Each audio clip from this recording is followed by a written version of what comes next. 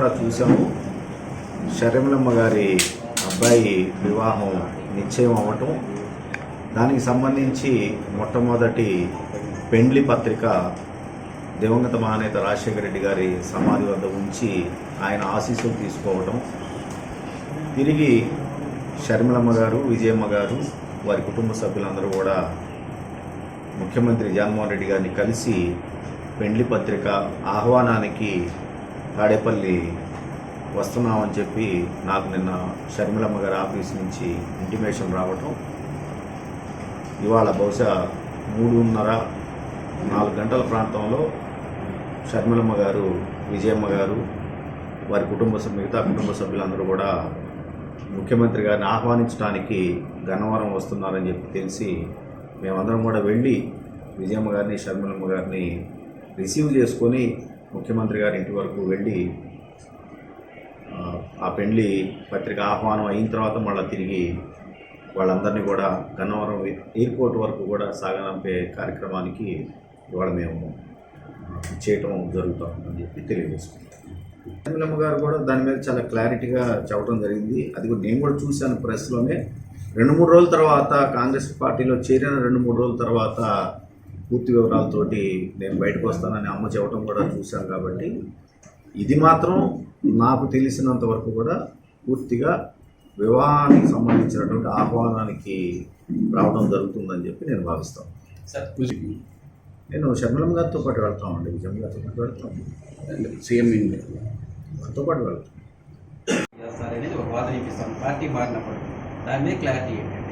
అంటే నేను ముందే చెప్పున్నానండి, షర్మిలమ్మ గారి బాటలో నేను నడుస్తాను అని. దానికి ప్రధాన కారణం మేమందరం కూడా కాంగ్రెస్ పార్టీ నుంచే వచ్చిన వాళ్ళం. ఇవాళ తిరిగి షర్మిలమ్మ గారు కాంగ్రెస్ పార్టీకి వెళ్తానని చెప్పేసి చెప్పటం, షర్మిలమ్మ గారు రేపు ఉదయం సోనియా గాంధీ గారి దగ్గర, రాహుల్ గాంధీ గారి దగ్గర, మల్లికార్జున ఖర్గే గారు అలాంటి పెద్దలందరి సమక్షంలో ఢిల్లీలో కాంగ్రెస్ పార్టీలో చేరుతున్నట్లుగా మనందరం కూడా వార్తల ద్వారా తెలుసుకుంటా ఉన్నాం. అది అయిన తర్వాత నేను కూడా షర్మిలమ్మ గారి సమక్షంలో ఆంధ్రప్రదేశ్లో కాంగ్రెస్ పార్టీలో చేరాలని చెప్పేసి భావిస్తున్నాను. తర్వాత రెండవది కాంగ్రెస్ పార్టీ అనేది మరి స్వతంత్రం రాకముందు నుంచి ఉన్నటువంటి పార్టీ భారతదేశంలో. అలాంటి పార్టీకి సంస్థాగతంగా పూర్తి బాడీ అనేది ఉంటుందనేది కూడా మనందరికీ తెలిసిందే. ఏఐసి మనకి సంబంధించి ఏఐసి కానివ్వండి, పిసిసి మనకి సంబంధించి పిసిసి అధ్యక్షులు రుద్రరాజు గారు కానివ్వండి, తర్వాత కార్యవర్గ సభ్యులు అందరూ కూడా ఉంటారు. వాళ్ళందరి సమక్షంలో షర్మిలమ్మ గారి దగ్గర చేస్తాము. దాని తర్వాత నిర్ణయాలు ఉంటాయి. సాధారణ ఎన్నికల సమయాల్లో మరి 175 స్థానాలకి, అదే అసెంబ్లీ స్థానాలకి, అదేవిధంగా 25 పార్లమెంటు స్థానాలకు కూడా కాంగ్రెస్ పార్టీ పోటీ చేస్తుంది. కాబట్టి దాంట్లో ఆ రోజు ఆ పెద్దలు ఎలాంటి నిర్ణయాలు తీసుకుంటే ఆ నిర్ణయాలకు కట్టుబడి ఉంటాం అనేది కట్టుబడి ఉండాలని నేను భావిస్తాను. గారు అనాలన్నా ఎవరనాలన్నా ఒక కమిటీ కూర్చొని నిర్ణయాలు తీసుకుంటారు కదా, ఆ నిర్ణయాల ప్రకారం వెళ్తామని చెప్పేసి నేను తెలియజేసుకుంటాను. అంటే అలాంటిది ఉండదని చెప్పేసి నేను వ్యక్తిగతంగా భావిస్తాను. కాంగ్రెస్ పార్టీ, టీడీపీ పార్టీ కలుస్తుందని చెప్పి నేనైతే భావించట్లేదు. వ్యక్తిగతంగా అలా ఉంటుంది అని చెప్పి నేనైతే అనుకుంటున్నాను. అదే అంటున్నా ఉన్నా, నేను కొత్తగా చేరబోతా ఉన్న పార్టీలో ఇంకా చేరలా. నాకన్నా మరి ఎన్ని ఒడిదుడుగులు ఎదుర్కొంటా కూడా కాంగ్రెస్ పార్టీ నడుస్తూనే ఉంది. అందులో నాయకులందరూ కూడా పనిచేస్తూనే ఉన్నారు. వాళ్ళ తర్వాత వరుసలోనే ఉంటాను, కానీ వాళ్ళకన్నా ముందు వాళ్ళతో సమానంగా ఉండాలని కోరుకోవడం కూడా కరెక్ట్ కాదనేది నా భావన. ఆ రోజున ఆ కాంగ్రెస్ పార్టీ పెద్దలు ఏ నిర్ణయం తీసుకుంటే ఆ నిర్ణయం ప్రకారమే పని చేసుకుంటాను. నేనేనండి, ఆంధ్రప్రదేశ్ నుంచి. ఇప్పటి వరకు మరి ఇంకెంతమంది వస్తారో నాకైతే ఐడియా లేదు. వీలో మీ అన్నయ్య కీలక పాత్రలో ఉన్నారు, దీన్ని యాక్సెప్ట్ చేస్తున్నారా? అంటే అన్నా తమ్ములు అనేది కుటుంబ వ్యవహారానికి సంబంధించి అంతే తప్ప ఒకే కుటుంబంలో ఎంతమంది రకరకాల పార్టీలో లేరండి. కాబట్టి పార్టీ అనేది వ్యక్తిగతము, బంధం అనేది అది కుటుంబ పరంగా వచ్చేది. కాబట్టి కుటుంబ బంధానికి గౌరవం ఇస్తాము, ఎవరి వ్యక్తిగత నిర్ణయాలకి వాళ్ళని కట్టుబడి ఉంటామని చెప్పి తెలియజేస్తాం. ఇంతకుముందే చెప్పానండి, మళ్ళీ తిరిగి వైఎస్ఆర్ కాంగ్రెస్ పార్టీకి వెళ్ళే పరిస్థితి అయితే నాకు లేదండి. నేను వెళ్ళను కూడా. నేను ఇంతకుముందే చెప్పానండి, తప్పు ఎవరు చేసినా కూడా అది తప్పేనండి. పైగా సాక్ష్యాధారాలతో దొరికారు. ఇవాళ ఒక పార్టీలో చేరారని చెప్పేసి, లేదా నేను ఉన్నారని, లేదా నేను పార్టీలో చేరానని చెప్పేసి తప్పు ఒప్పు కాదు కదండి. నేను చేసినా తప్పు తప్పే, ఎవరు చేసినా తప్పు తప్పే. ఆ కేసులు మాత్రం ఓటుకు నోటు కేసు ప్రస్తుతం సుప్రీంకోర్టులో రెండుగా నేను వేసిన కేసులు కూడా మెర్జ్ అయ్యి ఒకే కేసుగా ఉంది.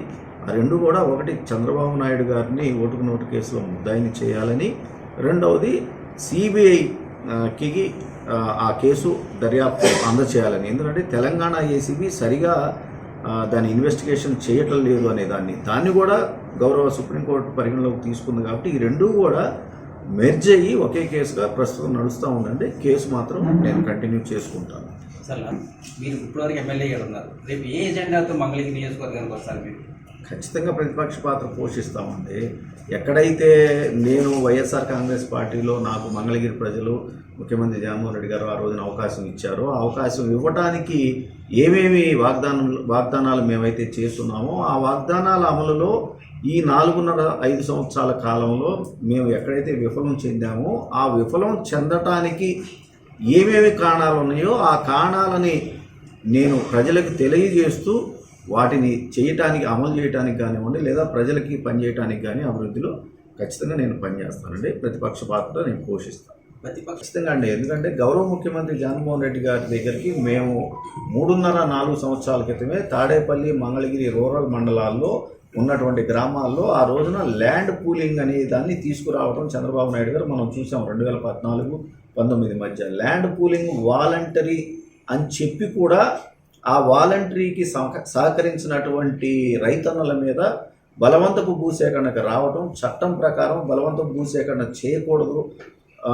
అలువైవల్ సాయిల్స్ అతి సారవంతమైనటువంటి భూముల్ని తీసుకోవడానికి లేదు అని చెప్పి చట్టాలు చెప్తా ఉన్నా ఆ రోజున వాళ్ళ మీద బలవంతపు భూసేకరణకి చంద్రబాబు నాయుడు గారు పూనుకున్నప్పుడు మేము గౌరవ న్యాయస్థానాలను ఆశ్రయించాము. వాటి మీద రైతన్నలకే రిలీఫ్ దొరికింది. దాని మీద తర్వాత చంద్రబాబు నాయుడు గారు ఆ నోటిఫికేషన్ తీసివేయాల్సినటువంటి పరిస్థితి వచ్చినప్పుడు ఆయన పరిపాలన అయిపోవటము, ఆయన పరిపాలన అయిన తర్వాత నేను స్థానికంగా ఆ రోజున వైఎస్ఆర్ కాంగ్రెస్ పార్టీలో ఉన్నప్పుడు అక్కడ ఉన్నటువంటి రైతు సోదరుల్ని, నాయకుల్ని తీసుకొని ముఖ్యమంత్రి జగన్మోహన్ రెడ్డి గారి దగ్గరికి వెళ్ళినప్పుడు అక్కడున్న ఆ సమస్యని బలవంత భూసేకరణ నోటిఫికేషన్ని తీసివేయాలి, పైగా చట్టం ప్రకారము ఆ బలవంత భూసేకరణ నోటిఫికేషన్ వ్యాలిడిటీ 1 సంవత్సరం మాత్రమే కాల పరిమితి, అది దాటిపోయింది, దాన్ని మళ్ళా ఒక నోటిఫికేషన్ కలెక్టర్ గుంటూరు వారు ఇవ్వాలి, గుంటూరు కలెక్టర్ గారితో ఒక నోటిఫికేషన్ ఇప్పించండి అని చెప్పి మేము అడిగాము. అది 3.5-4 సంవత్సరాల కాలం అయినా కూడా ఇవ్వకపోవడం అనేది బాధాకరమైనటువంటి విషయం.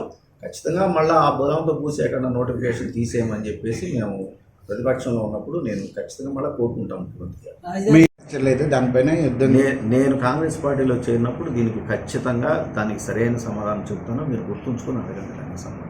అంటే ఇప్పుడు మీరు తరలి దానికి మీరు మద్దతా కాదా? ఏమంటే నేను అదే చెప్తా ఉన్నాను. నేను కాంగ్రెస్ పార్టీలో చేరిన రోజున మీరు మర్చిపోకుండా ఆ ప్రశ్న అడగండి, నేను కరెక్ట్గా సమాధానం చెప్తాను. అంటే అప్పుడు ఆ పార్టీ లైన్ అండ్ లెంగ్త్, అదేవిధంగా చంద్రబాబు నాయుడు గారు ఏమి చేశారు, జగన్మోహన్ రెడ్డి గారి దగ్గర మేము ఏం చేయించుకోవాలని అనుకున్నాము, ఏమి చేయించుకోలేకపోయాము, ఇవన్నీ కూడా కలిపి నేను మీకు స్పష్టంగా చెప్తాను. అంటే కాంగ్రెస్ మేము అమరావతి ఒప్పుకుంటున్నాం అనేసి మరి మీరు నేను అదే చెప్తా ఉన్నానంటే కాంగ్రెస్ పార్టీ లైన్ ఏంటి, చంద్రబాబు నాయుడు గారు ఏ విధంగా అక్కడ పొరపాట్లు చేశారు రాజధాని పేరుతోటి, జగన్మోహన్ రెడ్డి గారు ప్రభుత్వం వచ్చిన తర్వాత మేము ఏమి చేయించుకున్నాము తాడేపల్లి, మంగళగిరి మా నియోజకవర్గానికి సంబంధించి రైతన్నలకి, దానికి జగన్మోహన్ రెడ్డి గారి దగ్గరికి వెళ్ళటం, ఆయన అడగటము, జగన్మోహన్ రెడ్డి గారు ఈ 3.5-4 సంవత్సరాల కాలంలో దాన్ని అమలు చేయకపోవడం, మేము అడిగినటువంటి కోరికల్ని, ఇవన్నీ కూడా ఖచ్చితంగా నేను చెప్తాను, ఖచ్చితంగా చెప్తాను. అదే నా ముందే చెప్పా. ఏమంటే నేను కాంగ్రెస్ పార్టీలో ఇంకా చేరతాను, కానీ నాకన్నా ముందుగా మరి రాష్ట్ర విభజన జరిగిన రోజు నుంచి కూడా 2014 నుంచి ఇవాటి వరకు కూడా కాంగ్రెస్ పార్టీలో పనిచేస్తున్న వాళ్ళు ఎంతోమంది ఉన్నారు. వాళ్ళ తర్వాత లైన్లోనే నేను ఉండాలని, నన్ను ఉంచాలని, నేను ఉండాలని కోరుకుంటాను తప్ప వాళ్ళని దాటి ముందుకు వెళ్ళాలని నేనైతే కోరుకోనండి. వాళ్ళు ఏమన్నా నాకేమన్నా బాధ్యత అప్పచెప్తే నేను ఖచ్చితంగా దాన్ని నెరవేరుస్తా, పనిచేస్తా తీసుకెళ్ళి.